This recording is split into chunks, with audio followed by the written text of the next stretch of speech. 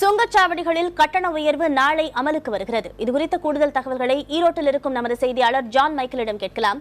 John, சுங்க கட்டணம் உயர்த்தப்படுவதால் ஏற்படும் பாதிப்புகள் என்ன?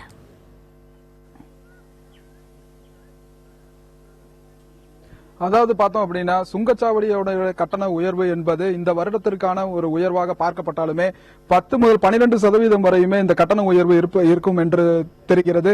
இதன் காரணமாக லாரி உரிமையாளர்கள் தான் அதிக அளவு பாதிக்கப்படுறாங்கிறத நம்மளால சொல்ல முடிகிறது.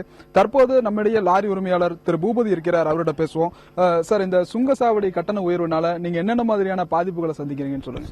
சுங்கச்சாவடி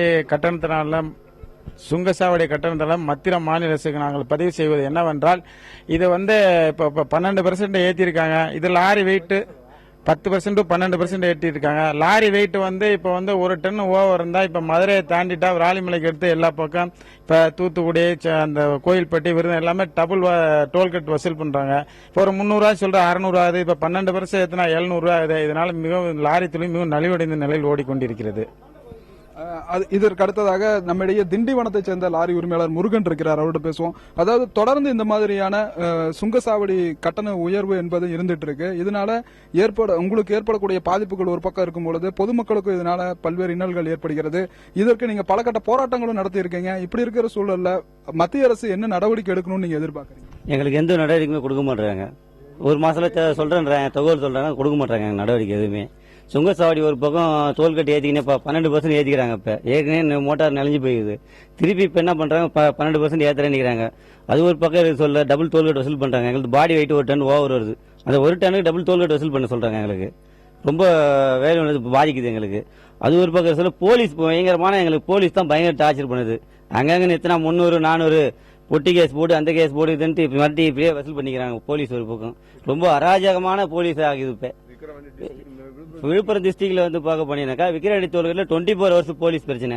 அங்க என்னன்னு கேட்டா அங்க எங்களுக்கு ஒரு டன் ஓவர் இருந்தாலும் ஓவர் இல்லனாலும் காக்கி சட்டை இல்ல, அது இல்ல, இது இல்ல, எதனா ஒரு கேஸ் போட்டு எதனா பண்ணிருக்காங்க. இந்த கட்டண உயர்வுக்கு மத்திய அரசு என்ன மாதிரியான நடவடிக்கை எடுக்கணும்னு நீங்க எதிர்பார்க்கறீங்க? எங்களுக்கு டோல்கேட்டை குறைச்சி இந்த போலீஸை கொஞ்சம் இது பண்ணி விட்டா போதும் நாங்க நினைக்கிறோம். அப்படி எங்களுக்கு எந்த இதுவும் பண்ண சொல்ல மாட்டாங்க. அதாவது இது தொடர்பாக பல கட்ட போராட்டங்கள் லாரி உரிமையாளர்கள் நடத்தியிருக்கீங்க. தற்போது இந்த விலை உயர்வு அப்படிங்கிறது இருந்துட்டு இருக்கு. இது தொடர்ந்து இருந்துட்டு இருக்கிற நிலையில ஒரு நிரந்தர தீர்வு அப்படின்னா எப்படி இருக்கும்னு நீங்க நினைக்கிறீங்க? இது நிரந்தர தீர்வு மாநில அரசும் மத்திய அரசும் நல்லா பரிந்துரை செய்யணும். இல்லனா எம்டிக்கு டோல்கேட் வாங்காம விட்டணும், லோடுக்கு மட்டும் வாங்கிக்கணும். இப்ப லாரி வாடகை ஒன்லயே டன்னேஜ் கணக்கு போயில, இப்ப எம்டி ஒரு டன் ஓவர் போயில அந்த இடத்துல எங்களால் தொழில் வர நாளுக்கு நாள் தேய்ந்து கொண்டுதான் இருக்க வர வளர்ச்சியற்ற தொழிலாகத்தான் இருக்கிறது. அடுத்த கட்ட நாள் கிலோமீட்டருக்கு வாடகைன்னு கஸ்டமரே பார்த்து போட்டு கொடுத்தா இது லாரி தொழில் மீண்டும் ஏதாவது ஒரு புத்துணர்ச்சி பெறுவதற்கான வாய்ப்புகள் உள்ளது. அதாவது இவர் தெரிவித்தது போல லாரி உரிமையாளர்களுடைய கோரிக்கை ஏற்று சுங்கச்சாவடி கட்டணத்தை குறைக்கணும் அப்படிங்கிறது தான் ஒரு பிரதானமான ஒரு கோரிக்கையா இருக்கு. இந்த போன்ற விலை உயர்வு அப்படிங்கிறது இருக்கும் பொழுது சரக்கு கட்டணத்தினுடைய விலையும் அதிகப்படியாக இருப்பதனால அத்தியாவசிய பொருட்களினுடைய விலையும் அதிகமாகும் அப்படின்ற ஒரு நிலை இருக்கு. இதனால மத்திய மாநில அரசுகள் இந்த விவகாரத்துல தலையிடணும் அப்படிங்கிறது தான் இவங்களுடைய எதிர்பார்ப்பா இருக்கு. மணிமாறன். ஜான் மைக்கேல், இந்த சுங்கவரி கட்டணத்தினால லாரி உரிமையாளர்கள் மட்டும் இல்லாம பொதுமக்களும் பெரிய அளவுக்கு பாதிக்கப்படுறாங்க அப்படின்றது ஒரு அச்சம் இருக்கு. பொதுமக்கள் எந்த வகையில இந்த சுங்கவரி கட்டணம் உயர்வால பாதிக்கப்படுறாங்க?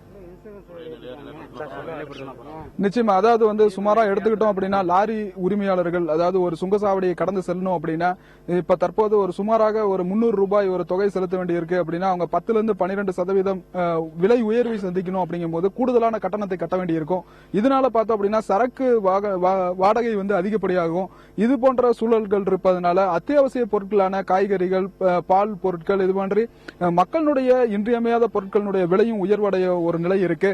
இதனால மத்திய அரசு தங்களுடைய கோரிக்கையை ஏற்று சுங்கச்சாவடி கட்டணத்தை முழுவதுமாக ரத்து செய்யணும் அப்படிங்கறதா இவங்களுடைய கோரிக்கையா இருக்கு. மணிமாறன். ஜான் மைக்கேல், சுங்கவரி கட்டணம் உயர்ந்திருக்கிறதால லாரிகளின் வாடகையை உயர்த்தும் எண்ணம் உரிமையாளர்களிடையே இருக்கா?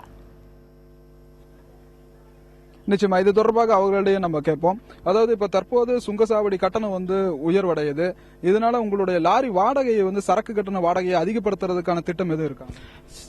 சுங்க கட்டண வசூல் அதிகப்படுறதுனால எங்களுக்கு பார்ட்டியோ லோடு ஏற்றுறப்ப கஸ்டமரை யாரும் வாடகை சேர்த்து கொடுக்குற மாதிரி இல்ல.